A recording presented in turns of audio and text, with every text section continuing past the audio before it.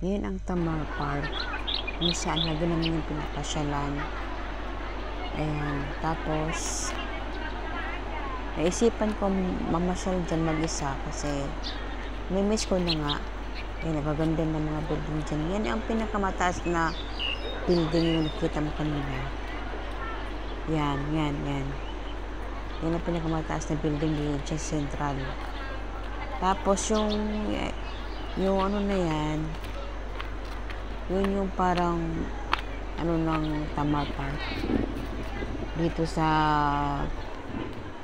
Hong Kong Island kasi yung katapat niyan yung Chatchoy na yan siya sa Kowloon side dito sa lugar ko, ganun.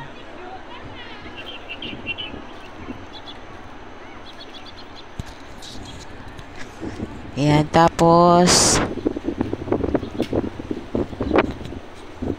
di ba gaganda ng mga building, no? Na nagkapalibot sa sa Tamar Park. Ayan siya. Dala-dala yung bag niya at saka di niya na maiwan-iwan yung bag dyan. Kasi maraming tao dyan na yung tawag nito yung naglalakad. Yan, tayo siya dyan. Yan. Kasi yung kamera ko malayo sa akin, baka mamaya biglang kunin, kaya hindi ko siya maiwan. Yan, tayo lang siya dyan.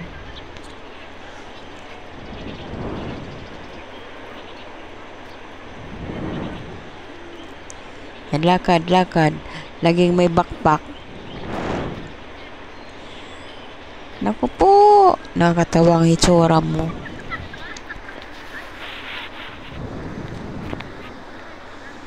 Nilipat niya ang kamera. Lalakad-lakad siya dyan. Saan pupunta? Tapos, mahulog ka dyan. Nahulog nga. Nahulog ang kamera. Yan, pupulutin niya yan. Yan, pinulot niya.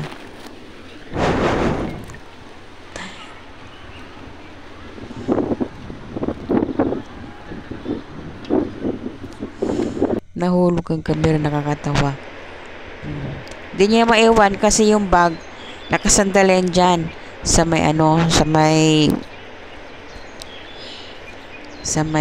bulaklak. Mamaya biglang hablutin na kung sino dyan.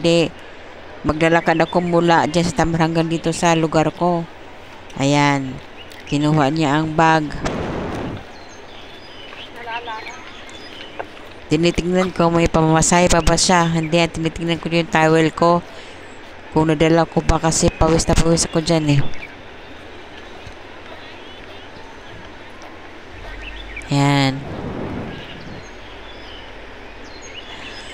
Hindi mo nakita ang katawan.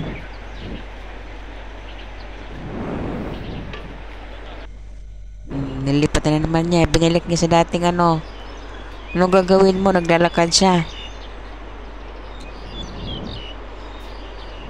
Patras.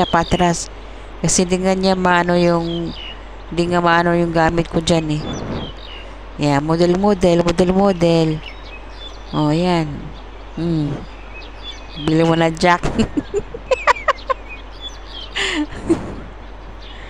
Anong ginagawa mo? Tumatala yung dibdib mo. Dahan-dahan lang. Baka masira mo yung simento dyan. Tama yan para pumayat-payat ka kahit konti.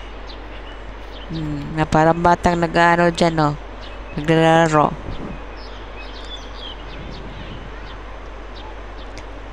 Yan, sige.